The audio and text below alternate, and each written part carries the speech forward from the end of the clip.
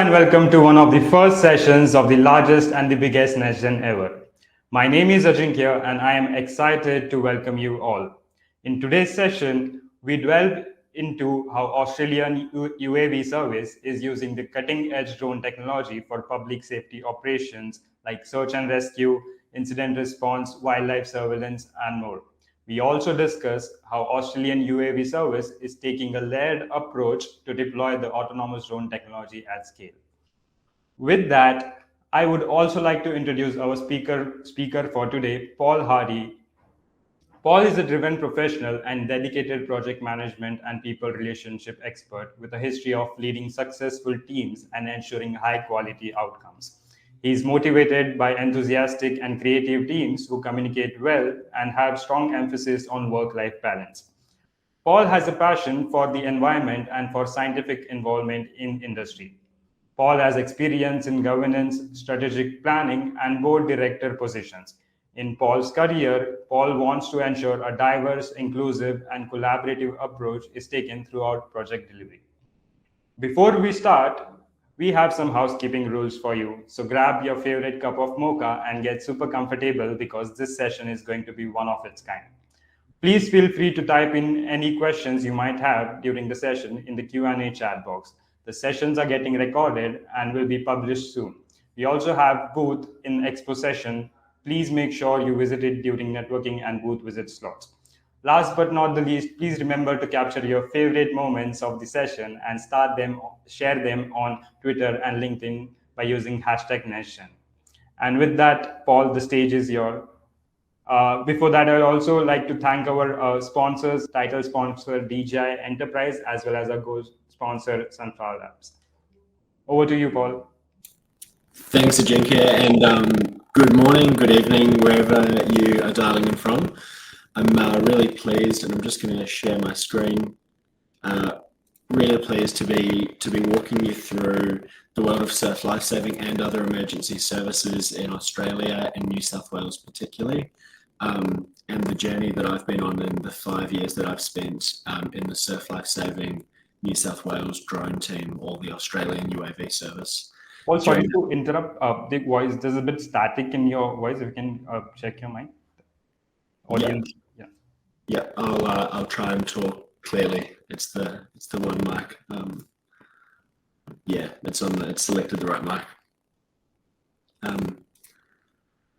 That might help a little bit there.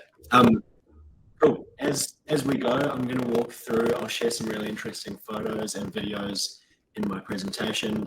Any questions, as we saw, would be really useful. And yeah, hopefully my voice is all right now. Is it? I think we're still getting some comments. If you can try switching your microphone. Yeah. Okay. I'll try one other microphone would be the go.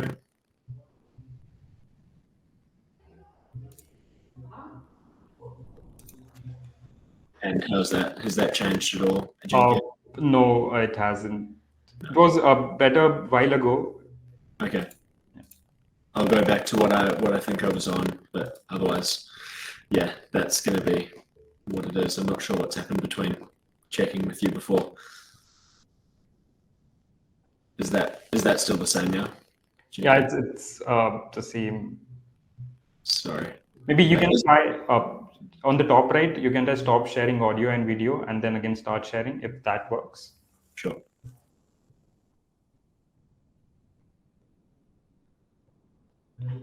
Cool. How's that? Let's check again. It's still the same. I'm sorry, Paul. Okay. Is it listenable or is it? It is. Yeah, it's listenable. I mean, audience can comment if you're not able to hear clearly or understand. But I think we are good for now. Okay, sure. Okay. Sorry, everyone. Sorry for the hassles. We did do a check before, and it's worked fine. Well, today's a Saturday, but it worked fine all on Friday. I'm sorry. I'll try and speak nice and clearly, and hopefully it comes out all right. I think, yeah. As we go, I will talk nice and low volume as well. Hopefully that helps. Thank you. All right. So I'm going to share my presentation. There's some really interesting photos and videos, and I'm going to walk you through the history, the current moment, and the future. I'm sorry. I mean, people are saying they're not able to hear. Maybe if you want to try and rejoin, let's see if that helps. One last check, is that changed at all? This is much better. What you just did is much better. Okay. Yeah. How's that? I'll wait for someone to comment in the chat. Yes. I think it is better if the audience can let us know. Great. I'll keep going while I wait for a comment, hopefully. Yeah. I think we're good to go. Great. Thanks, everyone, and sorry for the hassle. Let's roll on. So I'll quickly recap. So I'm really pleased to be here. Thanks, Flightbase, for hosting. And I'm pleased to walk you through the 5 years of history that I have at Surf Life Saving New South Wales, and walk you through the history, the current moment, and where we see drones going in the future at Surf Life Saving. So I've got some interesting photos and videos in my presentation to help. So thanks everyone there for putting up the fact to get us started. Great. So Surf Life Saving's been on the journey using drones for 7 years now. I've been around for 4.5, 5 years of that journey. The team has grown and our operations have changed massively during that time. I'll give you a little insight into how they've changed and the things we're doing. But we're based in Sydney, Australia, covering the state of New South Wales, but operating Australia-wide and doing some international drone flying as well. So just bearing that in mind with regard to the rules and regulations and sort of our operating environment. Typically looks like that on the beach. So a little bit about me. I moved from New Zealand to Australia 5 years ago to work at Surf Life Saving. It's been a massive opportunity and I've learned a lot about drones. I didn't come from a drone background, but as we all know, they're a tool that's applied to various industries and you can really put them in a lot of scenarios. And I think that's been the beauty about it for me, is been really well supported by a lot of partners along the journey, learning a lot about what drones can do. And I've sort of brought my skills to that and had an awesome team as well along the way. And that's been the success of the program. So in terms of what Surf Life Saving currently owns, and just for background as well, the last thing to recap that I sort of missed at the start when my microphone wasn't working. Surf Life Saving New South Wales drone team is called the Australian UAV Service. So that's the reason for that team name or logo used throughout the presentation. We've got a massive fleet of over 300 aircraft. I haven't done the specific count on this page, but sort of drones that will typically most of us will be familiar with. The multi-rotor models, DJI Mavic 2s and 3s, where we're phasing out the Mavic 2s as they sort of become end of life. The Mavic 3 zooms and thermals are matched to at each location to enable the real visual daytime work to be done with the zooms, and then to provide a thermal capability for search and rescue and that kind of thing as more of our life-saving function. The Matrice 30s are used by more higher capability units up and down the coastline, and similar to the Matrice 300, they're also being phased out in a slower fashion as well than the Matrice 300. The Mavic 2s and 3s are used in training kits, so there's a fair number of those. 4 of them come in the kit, and we run training sessions, and we have a training module that's standard for all Surf Life Saving members. So we have casual staff and volunteer cohort as well, so 250 plus casual staff and over 300 volunteers.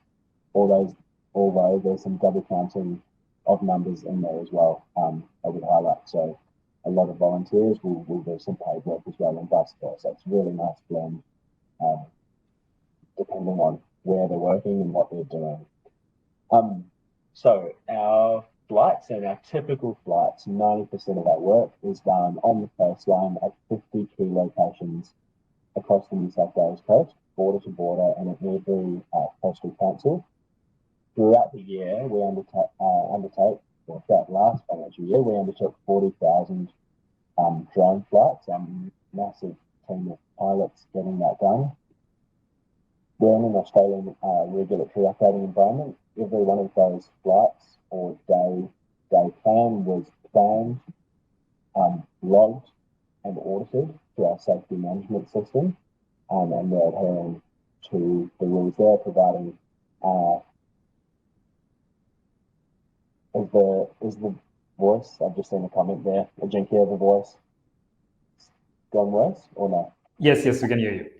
Okay, all good. Just saw a comment, all good.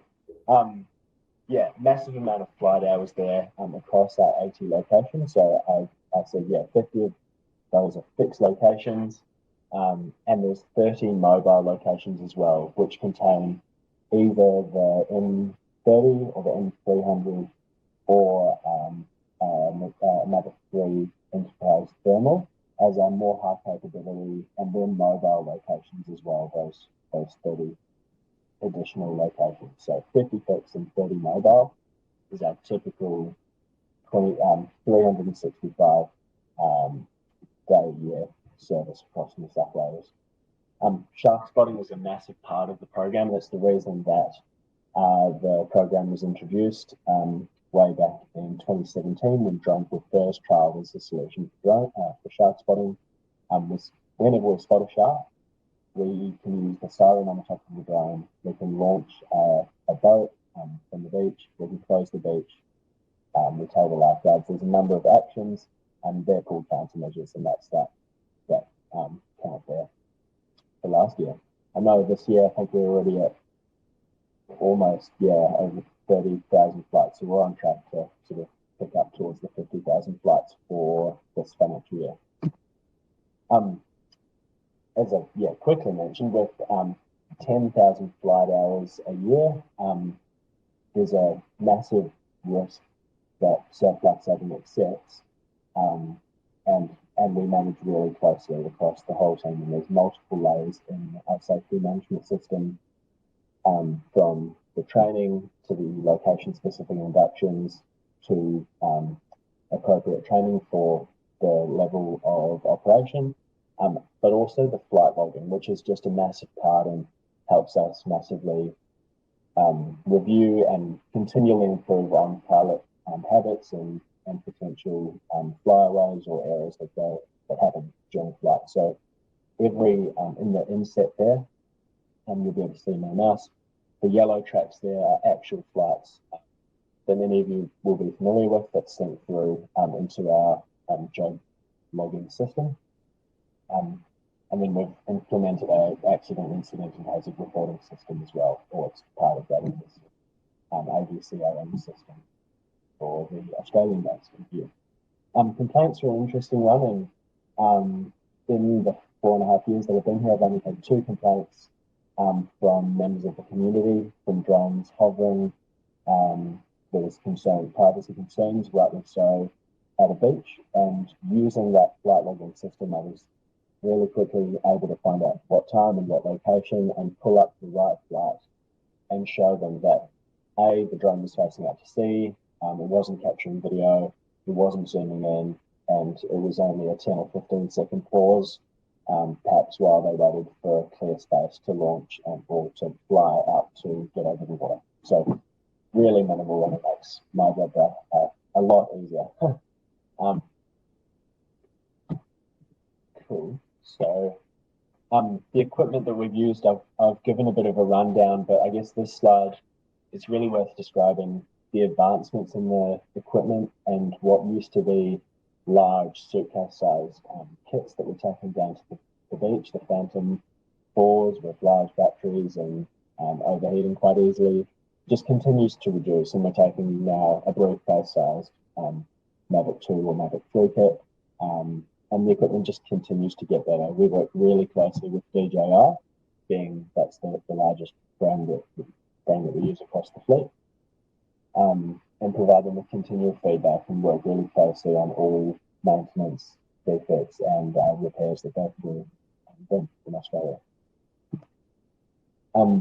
As we've grown, the drones have been used in our operations and for other emergency service operations more and more. no longer are they just used to spot sharks on the beaches as they were 4.5 years ago.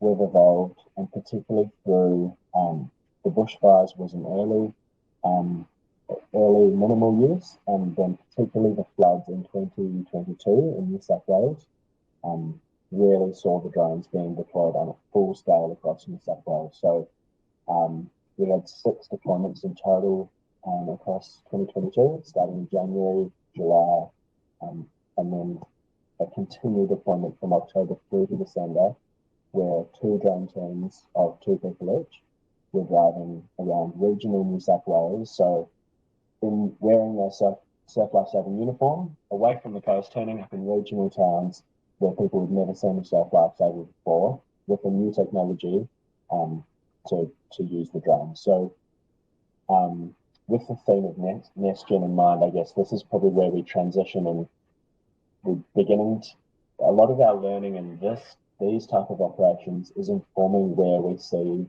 the automation, the real automation going into the future. Yes, there's interesting and awesome footage and work being done all across Australia. So Renee Bartolo from the Department of Climate Change, Energy, the Environment and Water, and was kind enough to share this footage with me from some work up in the Northern Territory. But these are just more examples that many of you in the audience will be familiar with, and things that can be done with drones and software savings. There's also a system there, of course. But this is the best footage to share.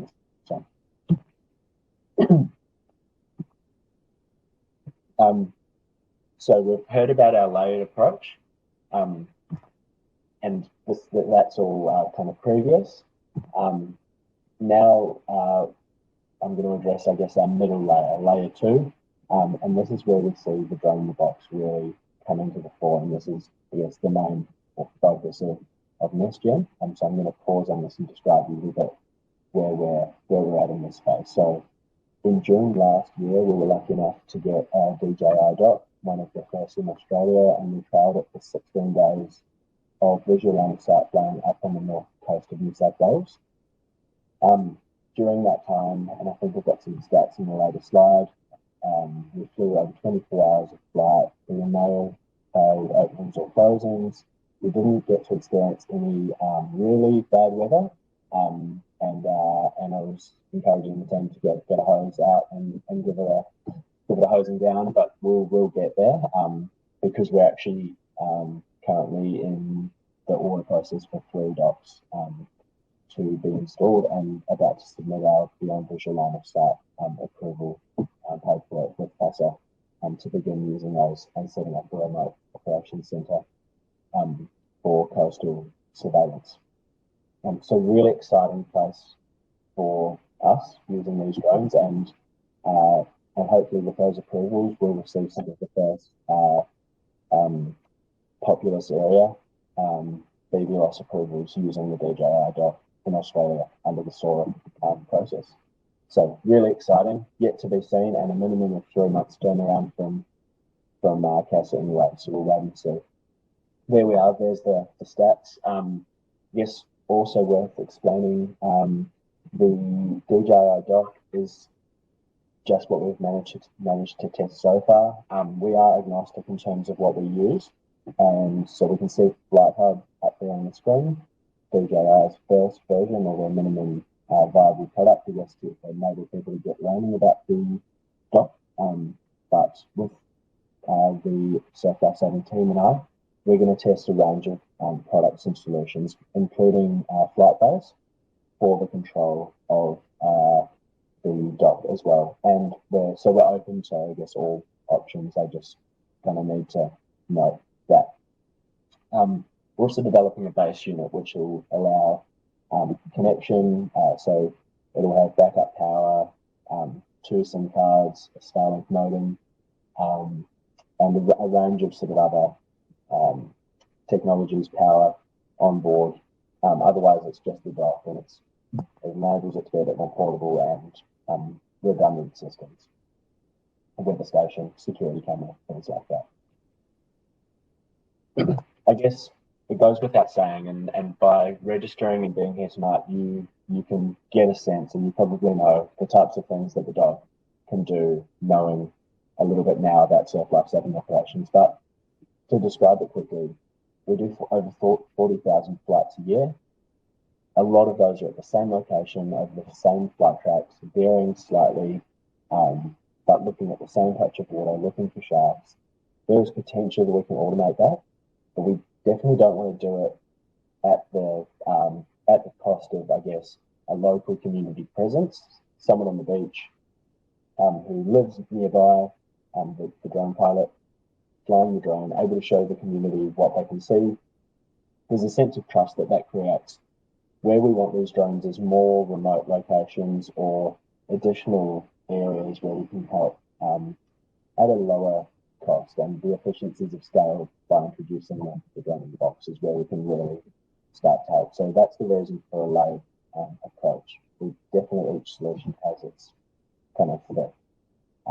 Or a disaster site. So I'll describe some of the other work that we're doing with other emergency services where, say, a fire or a flood doesn't really need as much of the human touch as a busy local beach does.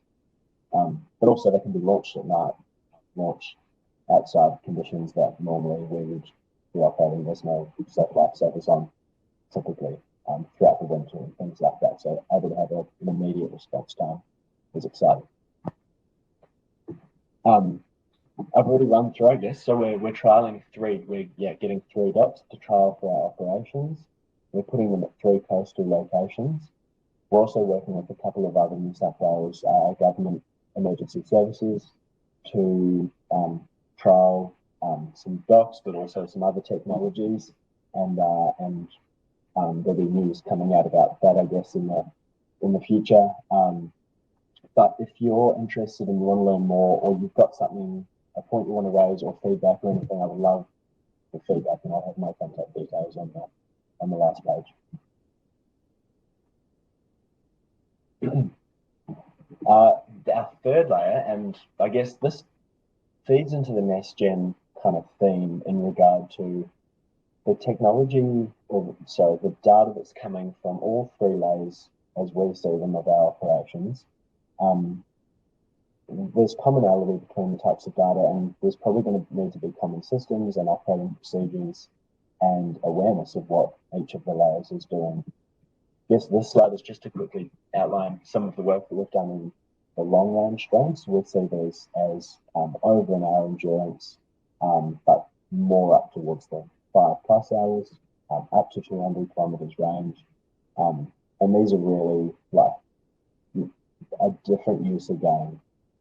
So they're not made for kind of protecting a local beach, but potentially they can collect data along a whole coastline of where people are swimming, or they can map a fire front, or before and after fires, or during, get some live footage back. And so these are the kind of things that we're also trialing alongside emergency service partners. So we trialed 4 of those drones, the 4 drones you can see there, and I'll run through the names of them quickly. The Albert Systems, Free Space, Swoop, and the Dove Quad Pro. We trialed them through 7 different scenarios, and you can see, and actually the one that's missing is shark spotting. That's probably the most important, but I think we knew we were doing that regardless. And then there's 6 scenarios here. So the coastal search and rescue, looking for someone missing along the coast or in the water. Inland search and rescue, a bushwalker, or something like that went missing potentially. And we did at night as well. We did a fire spotting scenario, so using thermal cameras and other sensors. Long range reconnaissance was just about testing the full range and endurance of the drone. So how far and long they could fly. That's the reason for that long yellow path up north along the coast there.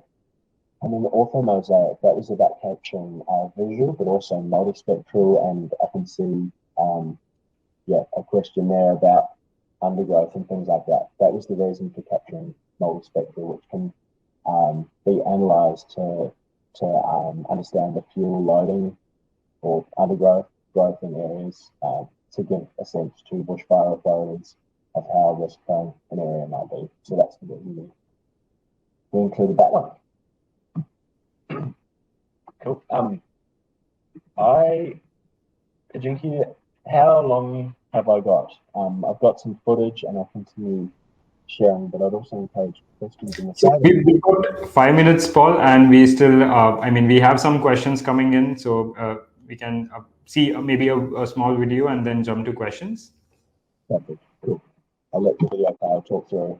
This was on the N30T during a piece we did for a news agency, and if anyone hasn't seen before just how effective thermal footage can be for finding missing people, the potential is massive. And this is training footage and nothing serious happening. I think I'm one of the people there. Some of the other potential as well, and one other question that I'll get out in front of before I play this video actually. Everyone always asks about dropping things from drones. And that was something that Surf Life 7 was really well known for about 6 or 7 years ago. Our view on it has changed in that time, and the best way to describe it is the impact that putting a flotation device on the bottom of the drone, the drone needs to be larger. There's more training involved, there's more risk involved. It's harder to get approvals to fly over someone who might be in trouble.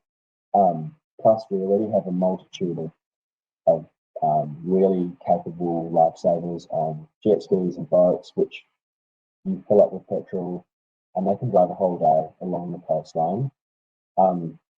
It's a cost balance as well, and risk. And there's a lot of factors at play, but we believe drones can add so much value in regard to proactively patrolling the coastline, particularly, that the drowning window for someone drowning, where we know they're in trouble, but they're still conscious enough to grab a flotation device, and the potential to launch a drone and get the drone to that person in that critical time is so small that the cost, the risk, all of those factors just are so massive compared to that small potential of magical time that we could get there to save them.